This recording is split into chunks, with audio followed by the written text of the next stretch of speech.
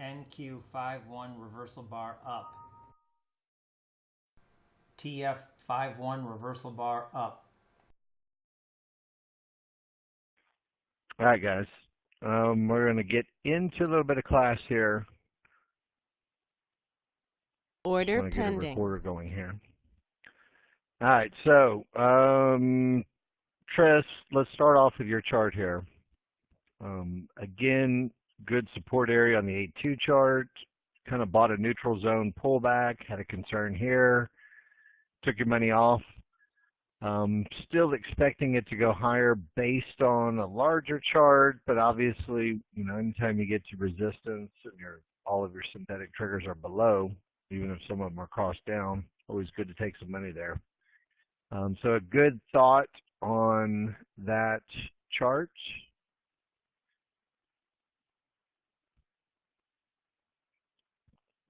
And I think that was a good one. Obviously didn't break through yet, but obviously we just did. So Tris, I think your thinking is right on that. All right, and Walter, I know you sent over a lot of pictures to me over the weekend, so I'm interested to see what you got going on. It looks like you bought a breakout of your crude and got stopped out after it reversed off of the outer bands.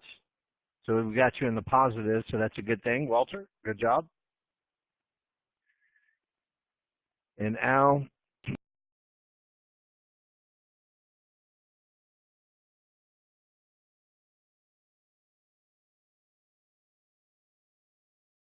good look for that to kind of go, and obviously had the last spot.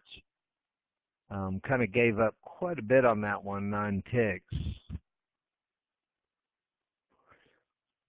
As we go forward here, Al, looking at this chart, and this is one that I just talked about in the room, you know, yes, this is a beautiful short look, but Order you're coming canceled. off of higher time frame support with all of your synthetic triggers above it, which made this trade much more difficult.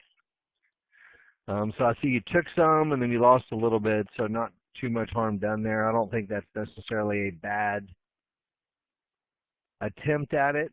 You know, just having to recognize coming off of that higher time frame support, which you marked on there. So your vision of that is all correct.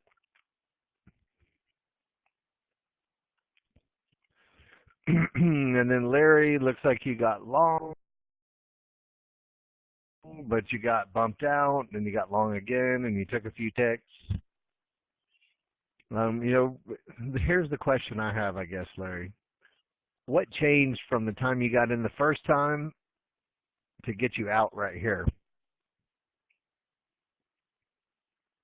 Condition-wise in your indicators. Did anything change, really? The reason you got in here, did it really go away over here, or was it still the same reasons? So I'm not sure if you really needed to get out of that first one. And then, Jerry, you, a little pullback on your larger chart up to resistance. A nice job there.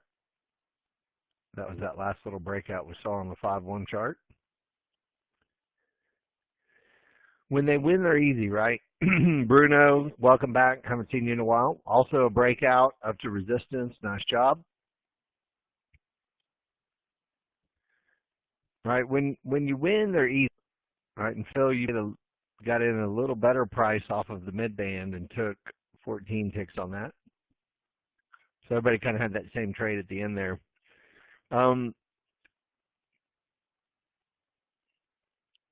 I want to go back to some of the trades that you guys are posting in. Mitch, this was the same trade that Al had. And again, just have to recognize that you had fib support with a lot of trouble, you know, and you had strong small triggers up. So I'm not totally against the thought process, just, you know, maybe a little bit tighter on the management on that. Mike D, are you here? I want to make sure you don't go anywhere. You know, and Mike, I want you to understand, it's not that I'm frustrated, right? But when you guys make the same mistakes 5 days in a row and then say, I don't know why I'm still making these mistakes, right? I have to kind of say, all right, why is somebody doing this? Why are you making this mistake? And, when we go back and look at your chart, right, I think I'm trying to put together a really simple rule for you to help you out. Right, because, when you come off of the outer bands and you're looking to buy the market, right, if you get this really strong small trigger look and 1, 2, 3, 4, 5, 6, 7, 8 bars down, and you get long and you get run over, right, then you reach the outer band and you have 1, 2, 3, 4, 5, 6, 7, 8, 9, 10, 9 or 10 bars straight down into the support area. Right, I think we can establish a pretty simple rule for you that if it comes down 8 bars in a row straight to the downside, maybe you should wait for a pivot. What do you think about that thought process? I'm just trying to make a solution for you. All right, so let's take a look over here. Let's just assume you were going to be going short here at resistance, and it's just hypothetical. Right, notice you got 1, 2, 3, 4, 5 bars. Right, and it doesn't create as strong of a push of the small triggers. Right, the more the small triggers accelerate against your intended position, the more likely it is that you're going to get run over. So I think if we stick with that thought process, right, and again, let me go back to some of your past charts here. All right, so take a look. I mean, these are 2 of your trades. Obviously, it's in the resistance. But you don't get that 8 bars down. So I'm just going back and just reviewing some of your bars or some of your trades in history. Right, if you've got a super overwhelming, compelling reason like 5 time frames of fibs and mid bands and 165s and everything else, maybe 7 or 8 bars might be an okay thing. But if it's just one little area by itself, like a mid-band or something like that, those typically aren't going to be your better trade setups. Right? So as I go back and look through in history, again, this move originated from the outer band, 1, 2, 3, 4, 5, 6, 7, 8, 9, 10. You got in on the 10th bar and run over considerably after that. If you guys don't know, I've got a list of every one of your old pictures that you've posted. So everything that you've posted for the last week, month, 6 months, whatever the case is, I can go back and take a look at them. Right? Because really what I'm trying to do is, it's not to embarrass or do anything else. It's just to see, were you doing it right and you started doing it wrong, or were you just always doing it wrong the first time? Right, and as I go back and look at your trades, it looks like just for whatever reason this last week or two, has been there's one back from the 11th. And you can see same thing, 1, 2, 3, 4, 5, 6, 7, 8, 9, 10, 11. You get in on the 12th bar in a wrong color background. Same thing over here. Well, I not only do I keep these, it's good to be able to go back and look at them. All right, so who else is having trouble consistently over and over? We'll go back and look at some of your trades and see what you've got. All right, Steve, here's one of yours. I don't know how to tell when the small triggers are good or not. All right, so this is along the same lines here, right? Oh, I've got all yours right here, Steve. So what do you think? Starting from the outer band, small triggers are below all your synthetic triggers. We got 1, 2, 3, 4, 5, 6, 7, 8, 9, 10, 11. So basically you're buying a red background with 11 bars straight down. You see how that gets to be trouble and why that doesn't work out real well for us? It's important for you guys to see the patterns too, right? All right, Steve, we'll go back and look. Obviously, this was a neutral zone trade, so I'm just trying to find a couple of your trend trades that you've had trouble with and see if we've got a pattern on our hands. All right, so here's one where you went short, and obviously it wasn't real strong against you, and it worked out real well. Okay, good. All right, here's another one of yours, Steve. And again, I see what you were doing, trying to sell resistance. That one didn't work out. You know, again, starting from the outer band, small triggers, down strong. You know, to get to your mid band, you had 9 or 10 bars down. I think we got a pattern, right? If you see 8, it's better to wait. How's that? You like it? It rhymes. It's all good.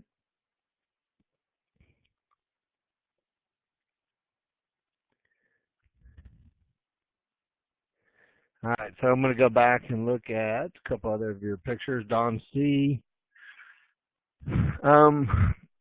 You bought the TF earlier with just the small triggers rolling up, just kind of jumping in and out at resistance. You know, without some larger time frame reasons, you know, I don't know how you knew that was going to go up other than things just rolled over and you just jumped in.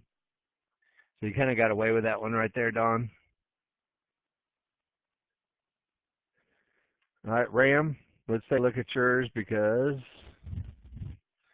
I have seen this from you more than once as well, right?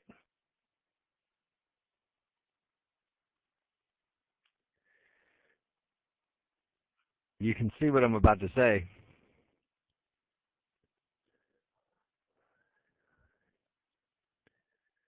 So you sold after 11 bars vertical to the upside.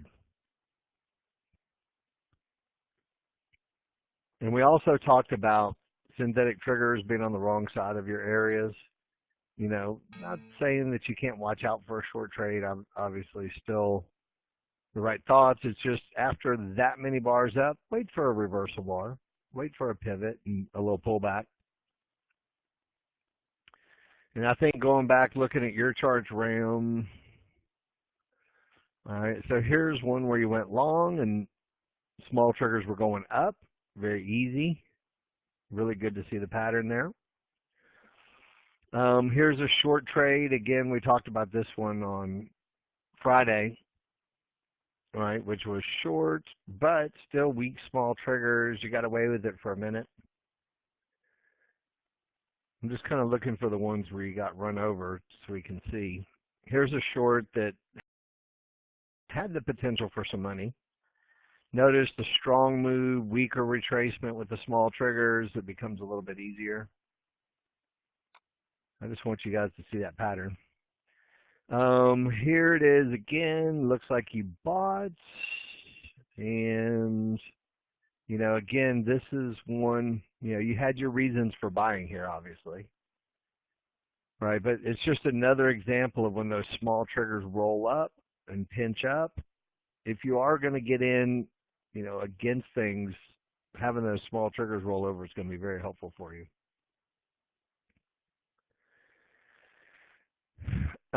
Steve, you say that, right? I mean, it is easy to see after the fact, of course.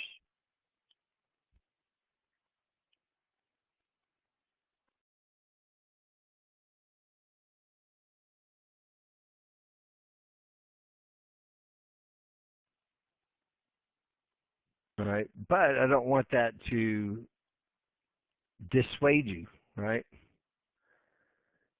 You know, I'm going back and looking at your charts over, you know, Steve, in case you're curious, this chart, look at the date on it. September 10th, 2014.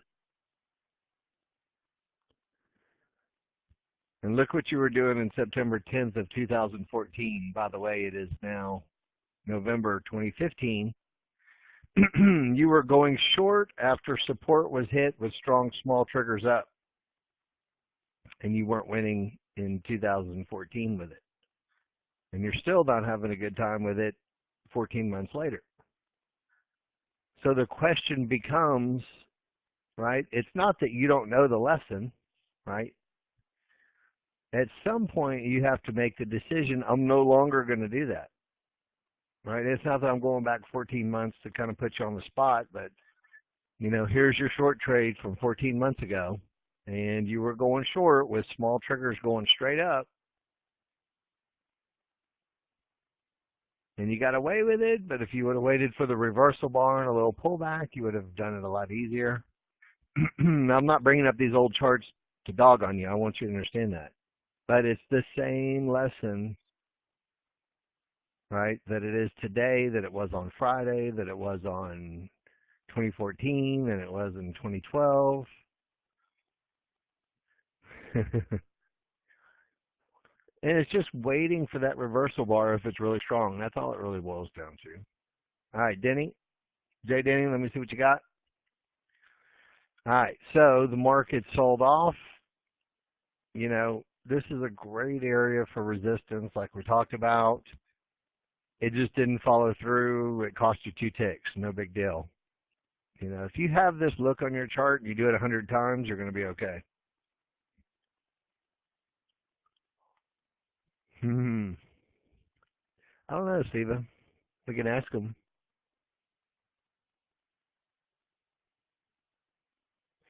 Steve, too much risk waiting for a reversal bar? Well, here's what I want you to do. Right, Steve, this is it. You have to balance when you're going to wait for a reversal bar, and you're going to have to wait, right, and balance. If you get a reversal bar, I'm going to go back now. Let me see if I can find that trade. Okay, so this is your trade from 2014. Okay?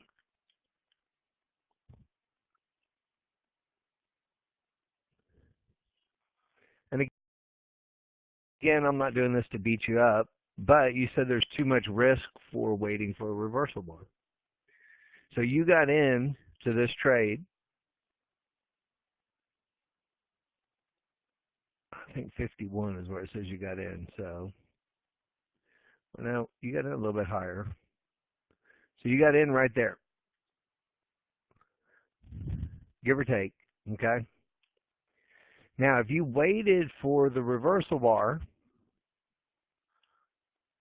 right, and then you got in on a pullback here, the only thing you're risking is, number one, not getting a fill, which that's okay. There'll be more trades. Right, so the yellow arrows where you got in, then you had a reversal bar, then you had a pullback to your small triggers. You could have got the same fill or better, and only still, here you had pretty much risk that you had to have up to here.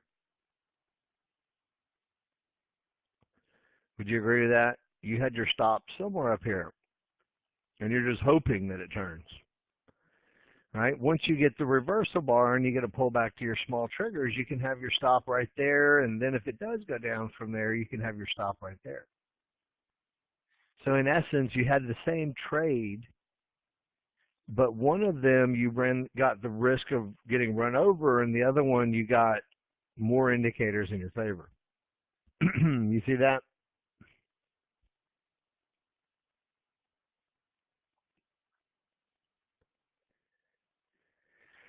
So here's the whole thing. If you get a great area without, let's take a look at a different trade here. All right, so Chris, this is your trade. Right, so you get multiple time frame resistance.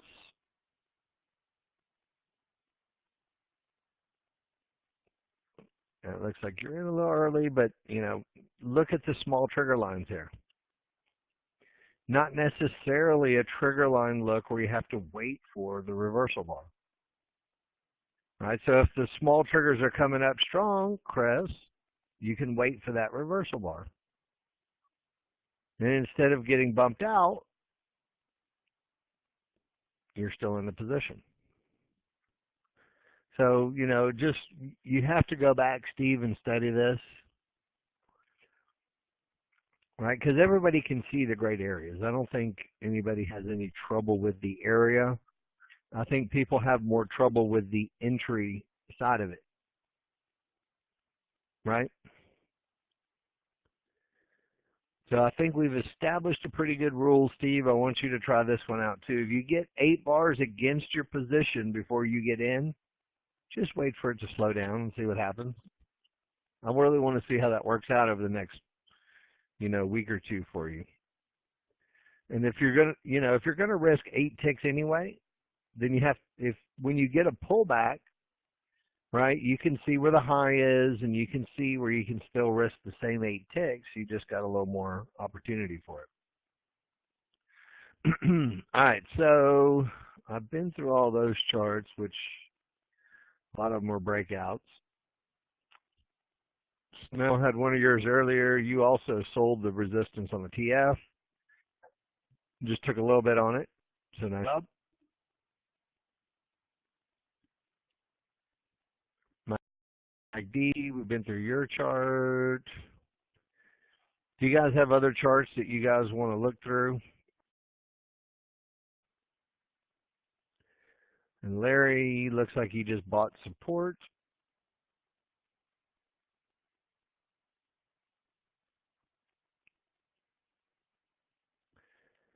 All right, Tris, we've been through your chart. I think I've gotten through everybody's charts here. If you guys have a chart that you want me to go through, please post it in real quick.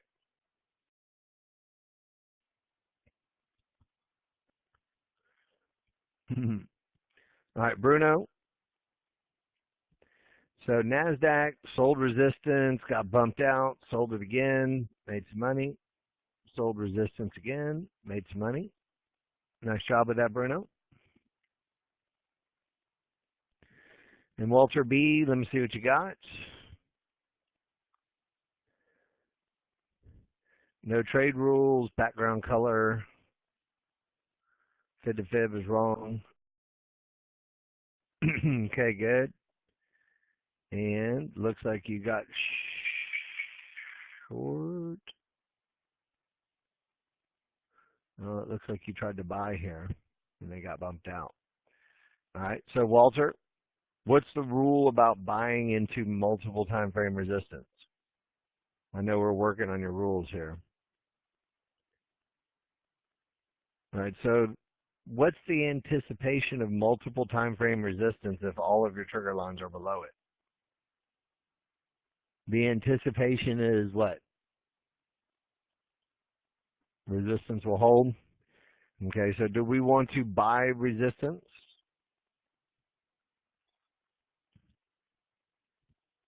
Right, this is right third day in a row we've done Walter chart buying resistance and selling support. So we got to get you to stop that. Right? We want to sell resistance if it's supposed to hold. We want to buy support if it's supposed to hold. If you're stuck in between two of them that you don't know, you're supposed to sit there and do nothing. So we got to work on that sitting there doing nothing. All right, Steve. Let's see what you got here. Neutral zone. Small triggers roll over in the direction of the trade. All synthetic triggers are on the trade side of the Fibonacci area. Trade management. If going into 12-3 synthetic triggers.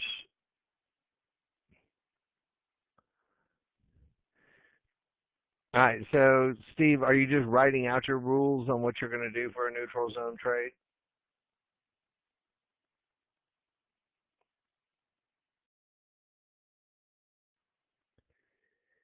All right. Now, let me ask you a question. Because all synthetic triggers on the trade side of the Fibonacci area. So if I look at this chart right here, the Fibonacci area is what, 4253? Do all of your synthetic triggers look like they're on the correct side of 4253, or do 3 out of 4 of them say they're above that resistance?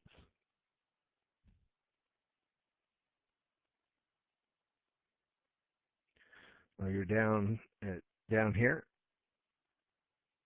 Okay. All right. Sorry, I was looking up here on the right edge of your chart. All right. So the one thing you missed about this neutral zone over here is what, Steve? When we talk about this in the videos, I'm going to put a picture so you can see it. It's called neutral zone trouble. So take a look at my chart here. This is the one piece that you forgot. If your small triggers are way on the wrong side of your synthetic triggers, then you're probably not going to get a neutral zone trade that works. All right, so let's take a look at your picture again. All right, so you're talking about this neutral zone trade over here. Let me just take a picture of it so I can make an arrow. So you're talking about neutral zone trade right here, right? You see where my arrow is?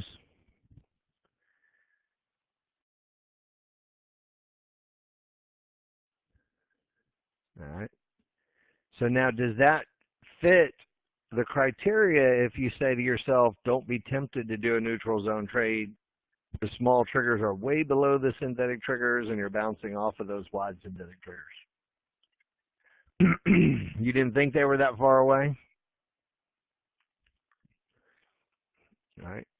So this one, this look, while it's tempting to do the neutral zone, is probably going to break. And the same thing with your picture. While it's tempting because you see a neutral zone, you have to keep in mind that if all of your small triggers are way above all your synthetic triggers, you're probably going to get a break. You see that?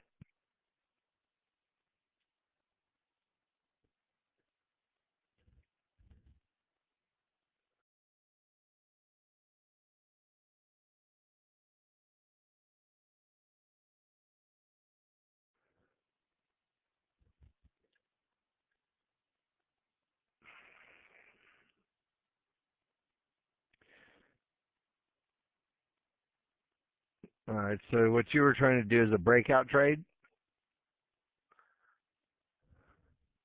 So that's not really a neutral zone trade. That was a green background, so it either has to be a breakout look or it doesn't have to be anything.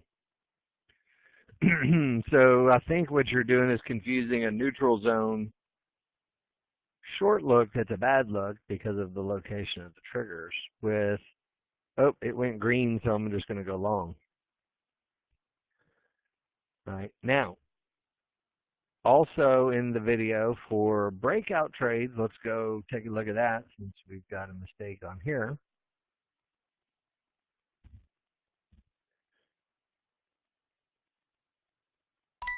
All right. So here's the key to your breakout trades. Very vertical small triggers breaking through, and small triggers remain very wide and trending up for a breakout trade.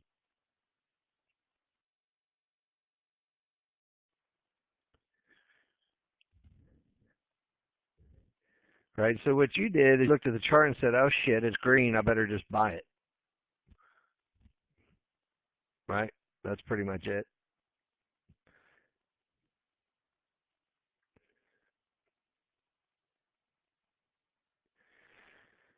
Well, but you don't, all right, so I want you to look at this. Here, let me, of course, I got many Steves in here, but let's do it again. Bear with me 2 seconds. I want you to see something and just visualize it, okay? Your nemesis for trend trades,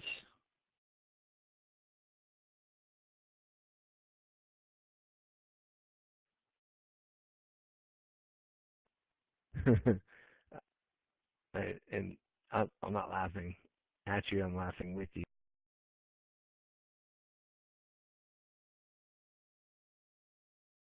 You kind of at the situation.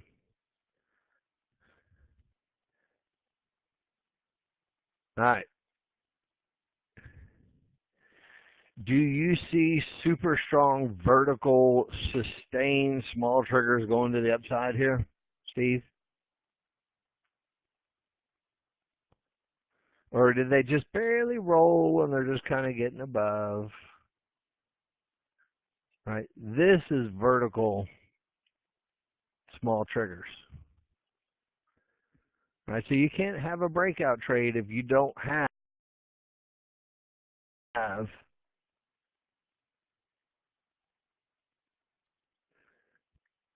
just, I'm going to blow it up for you so you can see it. Look at that move on the small triggers. Super strong move. They remain up. Vertical move. Then you can get a breakout trade.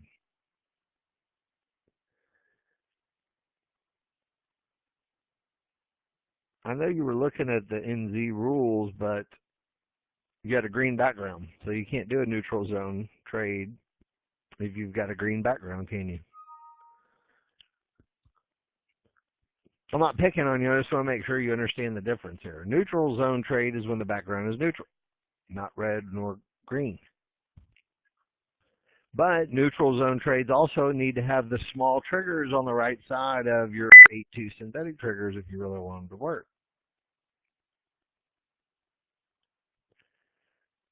Right? Then just because it turns green doesn't necessarily mean go long, because you can't do a breakout trade if you don't have that super strong sustained momentum pre, during, and after the breakout.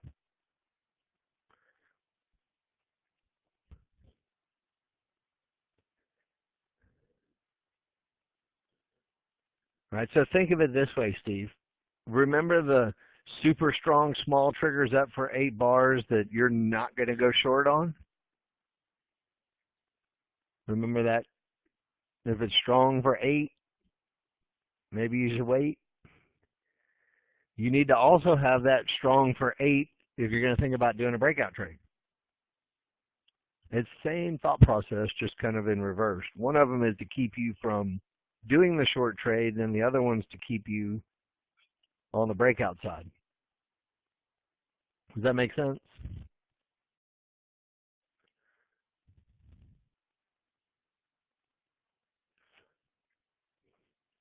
All right. So Don C, you said you see your downfall. All right. So I'm glad you said you see your downfall. Tell me, what is it?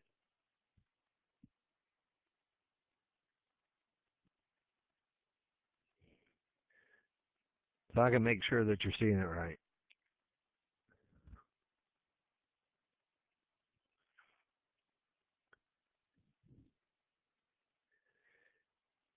All right. And Don C, that's the same exact spot that we were just talking about with Steve. So hopefully you see, I know you see your downfall in that one we just talked about. You know, do you guys find it interesting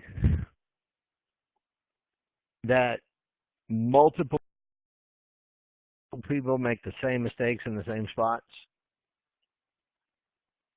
I find it, you know, super compelling that, you know, it's not just one person that makes a mistake in an area. Sometimes it is, but a lot of times many newer traders will make the same mistake, right? And that's the purpose of these lessons, to see the same mistake over and over and over again so you can go, hey, I'm not going to make that mistake.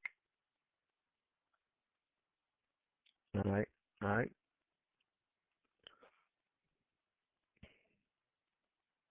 So this is that same thing we were just talking about.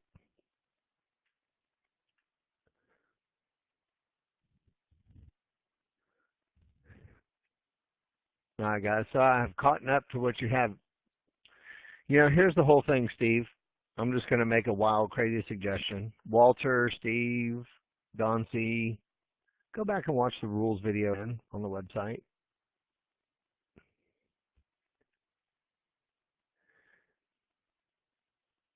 All right, here's the one you don't want to watch. Man or woman jumps in front of a car as fast as it's going the wrong direction. I was pulling that up. I was going to make jokes earlier, but obviously not appropriate, so we're not going to do that. So let's take a look at the YouTube channel, and let's look at what you should be looking at.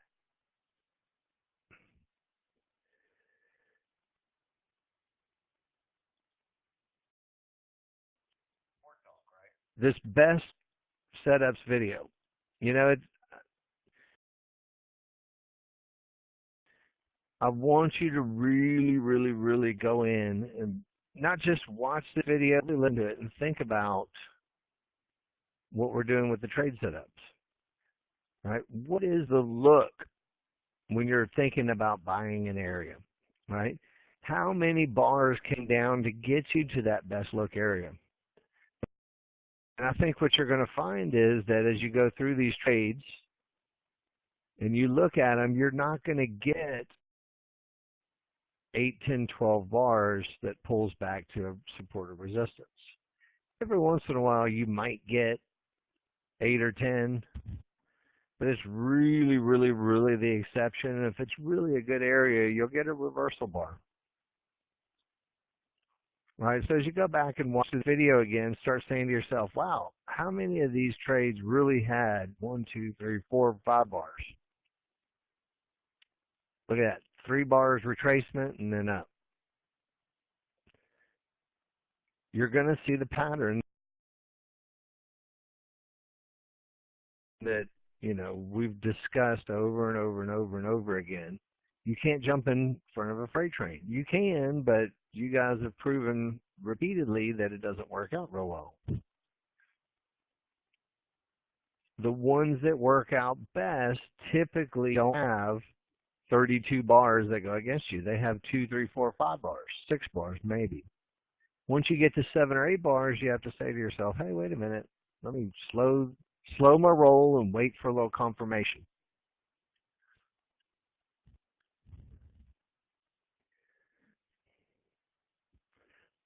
Right? But, you know, the trading setup, you know, then you can go in. You know, somebody was asking me earlier, you know, what do I need to know about the fib-to-fib oscillator? That's in here as well.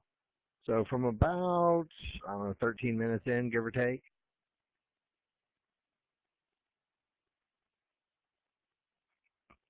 And this is the one where, you know, divergence is really going to help you out. If you're short in an area and you get divergence, you're going to get out. And it's also very good with changing the background colors as well. Some people think they can watch a video once and they get it. I don't know of any human being on the planet that retains 100% of the information in a video the first time. If there is a person out there, they're really the exception. You know, most of the time you have to watch your charts, watch the market, go back, watch the video again. Watch your charts, go back and study history, go back and watch the video again. And, you know, I've even watched my own video 4 or 5 times. I made the video. I know what's in the video. And I go back and watch it 4 or 5 times. There's no reason you should watch it any less. So hopefully that is helpful for you. But, you know, go back and study the videos again. Then look at your charts. I know we're going to have, you know, a little bit of an abridged week this week, so there's going to be plenty of study time.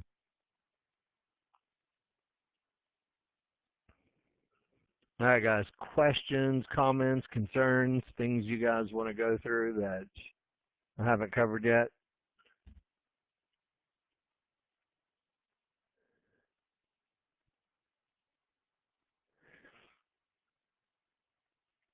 All right, Mitch, let me see what you're doing. So you came off of resistance into a neutral zone, and you went long.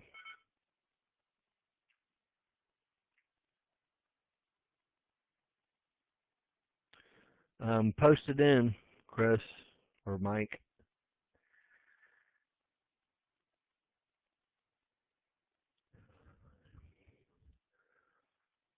And then you went long with a red background, it looks like. And then you went long with a red background again. Then you went long and got out the same price. And then you went long again. And didn't work out. All right, Mitch, I'm almost at a loss for words on what to say here, but we'll try to decipher it. All right, number one, you were coming off resistance. You had a red background. You shouldn't be buying either one of these. All right, then when you take a look at your small triggers well below your mid-band and your small triggers below your fibs here, it just doesn't make a lot of sense. Right, then you trade up, you got long again, and you're doing it right into resistance. It just makes it very difficult. So again, some of them are just trading in the wrong direction. Once you've already hit resistance, changed trend background, party's over. All right, and I can see what you were thinking over here, which is not totally off, but you've just got resistance in the way, which makes it very difficult. Or you were selling these? Well, this one was long, so obviously that didn't work out. But then you were going short. Well, if you're going short, you got to have your stop above everything. You would have actually made money if you would have managed it properly.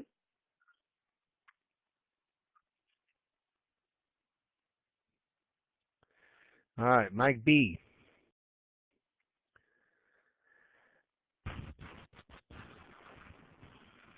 What's your question exactly? I'm having a hard time here.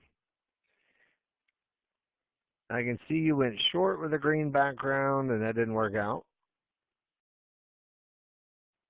Or maybe you went long into resistance and it didn't work out. Either way, it didn't work out.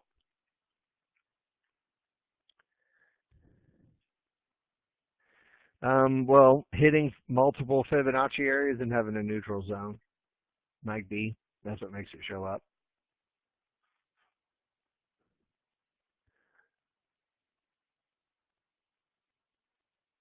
But it looks like you went short and then you got out and then you went long and then you went short. I'm not exactly sure what you're doing here. I think at some point, Mike B, you're going to have to kind of settle in on what trade do you want to do. And if you're, running into mid bands, I don't know if that's a long or a short. It's kind of hard to see. It's kind of messy in there, but looks like you went short again, but you're not selling a resistance area anywhere. You're just going short out in the middle of nowhere. Am I missing something here? And then it didn't work out, so you said I'm going to go short again, and it didn't work out again. This goes back to buy or sell resistance areas or support areas, right? So if the trend background is red, you want to sell a resistance area. You don't want to sell a green midband of support. Does that make sense, Mike B? First one I can get on board with because you're coming off of multiple time frame resistance and you could have made some money. Second one is I'm just going to go short without resistance. And the third one is I'm going to go short without resistance again, and both of those didn't work out. So that's the whole point, is buy or sell resistance or support. The first one you got away with because it was coming off of a great multiple time frame resistance. The second and third one, no chance.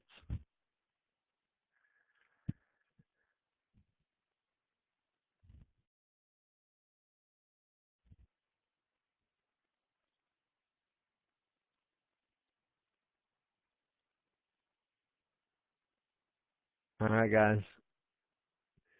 I appreciate everybody's time, and I appreciate everybody's participation. And for those of you guys making the same mistakes, right? Don't start lying about making them. If you're going to still make them, keep posting them in so we can see them, because eventually we're going to come up with some kind of way to keep you from making those same mistakes over and over and over again.